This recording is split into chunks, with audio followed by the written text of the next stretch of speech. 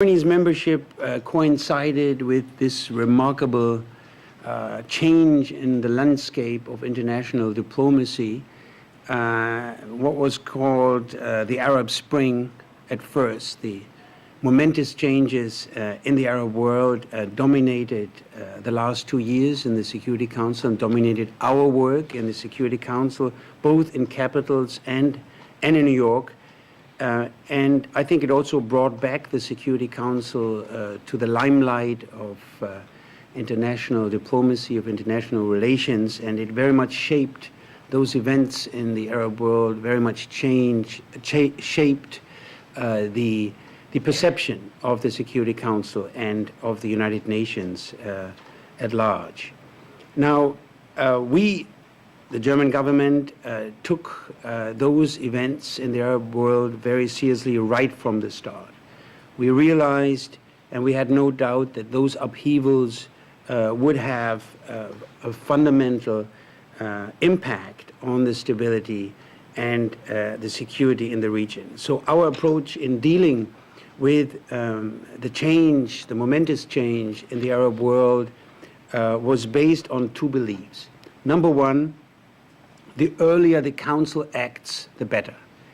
We shouldn't wait until the death toll becomes unbearable to have the international community get engaged. From our point of view, it falls within the mandate of the Security Council, and it is indeed an obligation to prevent crises from deteriorating into major threats of peace and security. And for this purpose, we know that the Security Council has a full box of tools at its disposal, and we believe the most effective way to use those tools is to employ them at a very early stage. And this is why, together with partners, we pushed right from the inception of those crises for an early and sustained engagement of the Security Council, be it in Libya, be it in Yemen, be it in Syria. And the second point of our approach is the regional factor. The region matters. We have insisted on a strong involvement of regional actors, be the League of Arab States, be it the Gulf Cooperation Council. Their expertise, their influence, their knowledge, they are crucial for a long-term sustainable solution of any crisis. And indeed, we have seen the Arab League emerging as an important political factor in those momentous events in the Arab world.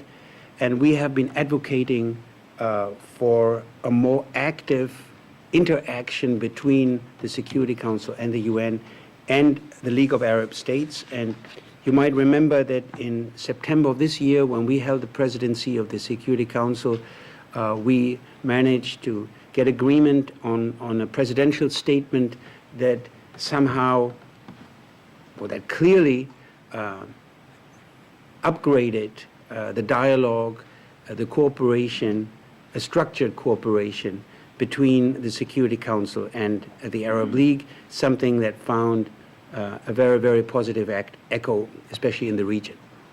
Now, of course, the Council has not been dealing with only conflicts in the Arab world, and you know the agenda, Iran, D.R.Congo, the African conflicts have kept us busy. I'm not going to run through all of them. But let me highlight one issue, and that is Afghanistan, because we were in the lead of the Afghanistan file in the Council. We helped to assist the foundation of the so-called decade of transformation of Afghanistan that was spelled out in the Bonn conference a year ago. And one of our priorities in the UN was to actively promote a stronger, more forward-looking orientation of the UN mission, UNAMA, in the field, and that's why we helped to bring about the UNAMA review to prepare UNAMA for the challenges of the future. Now, Germany chaired the Taliban and Al-Qaeda sanctions regimes. Sanctions are a very important tool of the Security Council, and we engaged in a serious examination of the sanctions policy. And we ask ourselves, of course, together with our partners, is the sanctions regime of the UN still universally respected? Is it fully implemented? Do the sanctions, especially in the realm of the counterterrorism, do those sanctions tools respond to the changing nature of the terrorist threat? Do they correspond to what we want to achieve and what's the political purpose of the sanctions, namely prevention? You know, that's not punitive, what we do, but it's prevention of terrorism.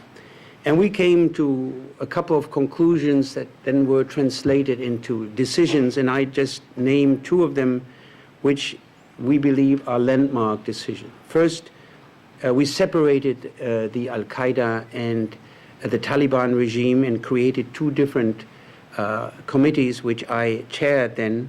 So this made the sanctions, the Afghanistan-related sanctions, much more responsive and nimble, and gave the government of Afghanistan a much more significant role in the sanctions regime, and this has found quite a positive echo in Kabul. Now Afghanistan is seeking a stronger role in this sanctions regime, and has in the meantime submitted suggestions of delisting individuals. The idea is to facilitate the political process, the reconciliation within Afghanistan. And the second measure, which we think is a landmark one, concerns the Al-Qaeda regime. Here we strengthened the role of the ombudsperson. We introduced much needed fair and clear process elements into the sanctions regime, and in order to ensure the universal respect for this regime and other regimes. Now, we believe that this ombudsperson process, and I'm speaking here for my country, could be a model also for other sanctions regimes. We try to animate and to initiate a discussion on sanctions policy, and this is a very important part, and we hope this will continue. Now, chairing those sanctions committees, those anti-terror sanctions committee, gave us a good opportunity to advance essential elements